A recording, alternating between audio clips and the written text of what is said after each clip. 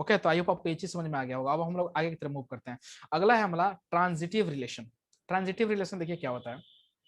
A relation R on set A is called transitive relation. Okay, if A comma B belongs to R and B comma C belongs to R, okay, then we can say that then it should be then it should be A comma C belongs to R. Okay, for every A B C belongs to A. Okay, that is A R B. A is related to B and this B is related to C. Okay, so we can say that this A is related, A should be related to C. Okay, for all A B C belongs to A. ठीक है, ये चीज आपको समझ में आना चाहिए कि अगर ए बी है कोई रिलेशन, सॉरी ए कमा बी है ऑर्डर पेयर, दूसरा ऑर्डर पेयर बी कमा सी है, तो ए कमा सी कंपल्सन ए कमा सी होना चाहिए। ठीक है ना, तभी हम लोग बोलेंगे ट्रांजिटिव रिलेशन। ओके, तो आई होप आपको ये चीज यहाँ तक तो समझ में आ रहा होगा कि हम लोग कैसे करें। अब आपको एग्जाम्पल से समझाने की कोशिश करेंगे कि ट्रांजिटिव क्या होगा, क्योंकि ऐसे तो बात नहीं बनेगी। ठीक है, फॉर एग्जाम्पल देखिएगा, मैं यहाँ पे कलर चेंज कर देता हूँ। ठीक है, देखिए जैसे कि एक आर है यहाँ पे, ठीक है ना, रिलेशन मैं लिख रहा हूँ 1,2। आपको बताना है कि कौन सा यहाँ ट्रांजिटिव होगा कौन नहीं होगा, बहुत ही इंपॉर्टेंट है ये ट्रांजिटिव। आप कंफ्यूज हो जाएंगे यहाँ पे अगर आप सही से नहीं देखेंगे तो। ठीक है ना, 1,2 2,3, एक दूसरा आर है यहाँ पे 1 2 2 1 2 3 1 1 2 3 1 1। उसके बाद से आप ले लीजिए 2 2 3 3।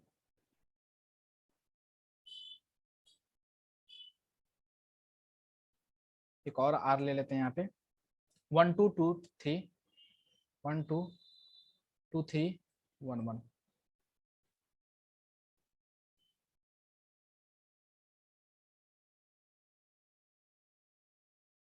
यहाँ पे आर ले लीजिए 1 2 3 4। इसमें आपको मजा आएगा, आप शॉक्ड हो जाएंगे कि ये कैसे ट्रांजिटिव होगा कैसे नहीं होगा। ठीक है ना, आपको ऐसा लगेगा कि भाई ये तो चीज तो हम जानते ही नहीं थे। आपको एक नया पता चीज चलेगा। यहाँ पे देखिएगा 1,1 2,2 और 3,3। ठीक है ना, अब देखिए यहाँ पे हम लोग बात करने वाले हैं कि ट्रांजिटिव कौन है ट्रांजिटिव कौन नहीं होगा। ठीक है ना, तो आप चलिए ब्लैक से लिख लेते हैं। जैसे कि पहला जो है हमारा क्या है 1,2 है, 2,3 है और 1,3 है। तो क्या ये ट्रांजिटिव है? तो आप इसको ध्यान से देखिएगा तो आपको कुछ समझ में आएगा कि ए कोमा बी, ये मान लीजिए ए है, ये मान लीजिए बी है। ठीक है ना, ये मान लीजिए ये देखिए ये बी क्या है यहाँ पे 2 लिया है, तो ऑब्वियस है कि ये भी बी होगा। ये बी है ये सी है, तो क्या होना चाहिए ए कोमा बी है, बी कोमा सी है एंड बी कोमा सी है, तो ए कोमा सी होना चाहिए। ठीक है ना, अब देखिए तो ये ए क्या है यहाँ पे 1 है और सी क्या है 3 है, यानी कि ए कोमा सी होना कंपल्सन है। तो देखिए ए कोमा बी यहाँ पे है, बी कोमा सी ये है, तो ए कोमा सी क्या है 1,3 यहाँ पे है कि नहीं। देखिए ए कोमा बी है, बी कोमा सी है, तो 1,3 है कि नहीं, ए कोमा सी है ना, तो ये हमारा ट्रांजिटिव होगा 100%। ये चीज तो आपको समझ में आ गया होगा यहाँ तक कि भैया ये ट्रांजिटिव होगा। कैसे होगा, ए कोमा बी है, बी कोमा सी भी है, सी है, तो क्या होना चाहिए ए कोमा सी होना चाहिए। ठीक है ना, बी को उड़ा दीजिए तो यहाँ पे सी आए 1,3 आ गया। ठीक है ना, तो हम लोग बोलेंगे कि ये ट्रांजिटिव होगा, ट्रांजिटिव। ओके, नेक्स्ट देखिए 1,2 है। ठीक है, 1,2 है, तो 1,2 है और 2,1 है यहाँ पे, तो 1,1 अवेलेबल है कि नहीं, देखिए ना 1,1, यस 1,1 इज अवेलेबल है। ठीक है ना, in the same 2,3 is there. Okay, so 3,3 है यहाँ पे। ठीक है ना, जैसे कि अब देखिए 1,2 है, 2,1 है। ठीक है ना, और यहाँ पे 2,3 है और 2 है यहाँ पे और 3, ये है, तो 2,3 है 3,3 है, तो 2 अवेलेबल है यहाँ पे। ठीक है ना, तो ये ट्रांजिटिव होगा कि नहीं। अब देखिए 1,2 है और 2,1 है, तो 1,1 तो अवेलेबल है, ये तो सच है। यहाँ तक तो समझ में आ गया होगा आपको। अब दूसरा कंडीशन ही नहीं, मेरा कहने का मतलब है ऐसा समझिए, मैं क्या कहना चाहता हूँ, जैसे कि ए कोमा बी है, ठीक है, एंड बी कोमा सी है, तो ये कंपल्सन है कि ये क्या होना चाहिए, ए कोमा सी होना चाहिए, कंपल्सरी है, ए कोमा सी होना चाहिए, तब हम लोग बोलेंगे ट्रांजिटिव है। लेकिन ए कोमा बी है और ये जो है ये बी कोमा सी प्रेजेंट नहीं है, मतलब कंडीशन इसका इनपुट ही नहीं है, मतलब ये कंडीशन जो इनपुट होना चाहिए वो इनपुट ही नहीं है, तो आउटपुट क्या, आउटपुट कैसे आएगा, नहीं आएगा ना। तो ये क्या हो जाएगा, ये ए कोमा सी ट्रांजिटिव हम लोग मान लेंगे। क्यों मान लेंगे, क्योंकि इनपुट तो सेटिस्फाई नहीं कर रहा है ना, इसका कंडीशन ही नहीं सेटिस्फाई कर रहा है, इनपुट दिया ही नहीं है, तो ऑब्वियस है कि ट्रांजिटिव हो जाएगा। ठीक है ना, तो देखिए 1,2 है, 2,1 है, तो 1,1 मिल रहा है यहाँ पे, ठीक है। 2,3 है तो 3, मतलब 3, कुछ और होना चाहिए, तो है ही नहीं यहाँ पे 3, जैसे कि 3,2, इसका कोई मतलब पेयर नहीं बन रहा है यहाँ पे, ठीक है ना।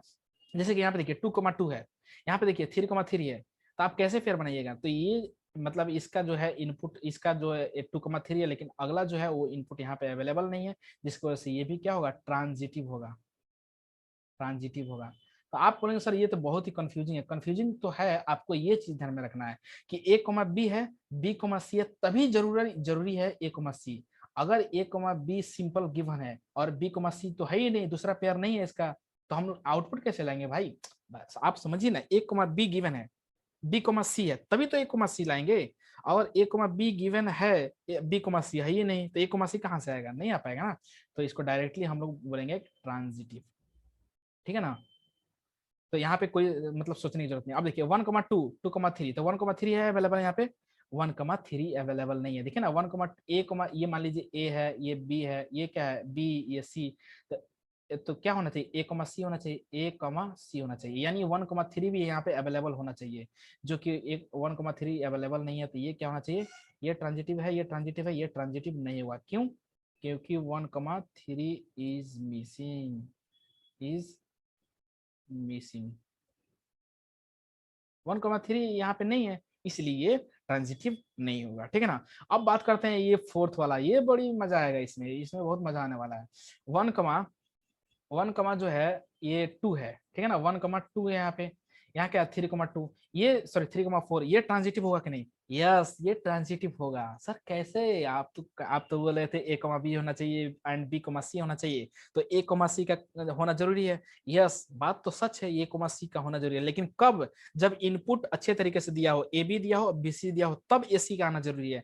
लेकिन यहाँ तो इनपुट ही नहीं मैच कर रहा है, ए कमा बी तो गिवन है, बी कमा सी पता ही नहीं है। यहाँ देखिए ए कमा बी मान लीजिए ये गिवन है, तो बी कमा सी तो पता ही नहीं है, तो ये ट्रांजिटिव होगा, ट्रांजिटिव होगा, समझ में आया ना, ये ट्रांजिटिव हमारा होगा, क्यों होगा, क्योंकि देखिए मान लीजिए ये ए है आपका 1, ये बी है 2, तो अगला जो है बी कमा सी यानी 2 कमा समथिंग होना चाहिए, वो तो अवेलेबल नहीं है, ठीक है ना। सपोज इसको मान लीजिए फिर से आप ए 3 को और 4 को मान लीजिए बी, तो ए कमा बी है यानी बी कमा सी होना चाहिए, यानी 4 कमा समथिंग होना चाहिए अगला, अगला ऑर्डर पेयर, तो अवेलेबल नहीं है भैया, जब इनपुट ही सेटिस्फाई नहीं कर रहा तो आउटपुट कैसे घंटा खोजेंगे उसका, ठीक है ना। तो आपको ये चीज समझ में आ गया होगा कि ये ट्रांजिटिव होगा, ठीक है, तो ये आप यहाँ आपको बहुत मजा आया होगा, ठीक है ना, ये ट्रांजिटिव क्यों होगा। आप नहीं तो आप ढूंढते रहिए बैठ के कि 1,2 है तो 2,3, देन हम लोग अगला ये होगा, इनपुट सेटिस्फाई नहीं कर रहा है तो हम लोग आउटपुट कैसे डायरेक्ट बोल देंगे ट्रांजिटिव है, ठीक है ना।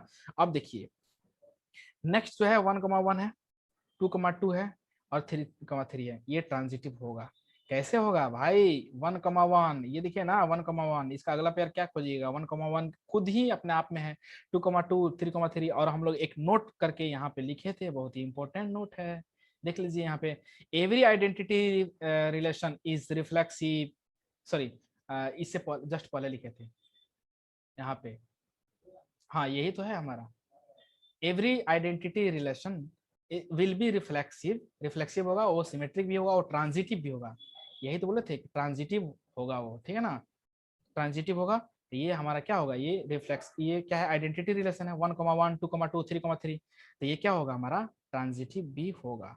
आइडेंटिटी रिलेशन क्या होता है, ट्रांजिटिव होगा, रिफ्लेक्सिव होगा और सिमेट्रिक भी होगा, ठीक है। तो आई होप आपको ये चीज समझ में आ रहा होगा, यहाँ पे तो कोई इनपुट ढूंढने की जरूरत नहीं है, ठीक है। तो यहाँ मेन चीज क्या है, मैं एक बार और आपको रिपीट कर देता हूँ, आपको समझना ये है, देखिए ए कॉमा बी है गिवन एंड बी कॉमा सी है गिवन, देन हमको ढूंढना है ए कॉमा सी का होना जरूरी है। ये सॉरी ये ए कॉमा सी होना जरूरी है, ए कॉमा सी होगा तभी ये ट्रांजिटिव होगा। लेकिन मान लीजिए कि ए कॉमा बी तो प्रेजेंट है और ये कंडीशन जो है ये वाला ये नहीं गिवन है, तो यहाँ ढूंढना जरूरी नहीं है, डायरेक्ट बोलेंगे कि yes this is transitive, this is transitive. क्यों? क्योंकि ये तो इनपुट ही सेटिस्फाई नहीं किया ना, तो आउटपुट कैसे देंगे हम?